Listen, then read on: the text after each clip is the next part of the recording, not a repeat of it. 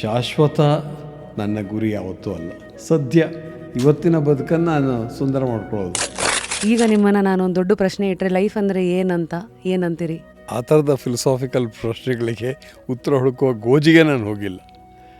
ಸದ್ಯ ಏನಿದೆಯೋ ಅದನ್ನು ಹೇಗೆ ನಿರ್ವಹಿಸ್ಕೊಂಡು ಹೋಗೋದು ಅಂತ. ಅನಂತಮೂರ್ತಿ ಕಥೆಯಲ್ಲಿ ಆ ಲೇಖನದಲ್ಲಿ ಸದ್ಯ ಮತ್ತು ಶಾಶ್ವತ ಅಂತ 2 ಶಬ್ದಗಳನ್ನು ಬಳಸ್ತಾ ಹೋಗ್ತಾರೆ.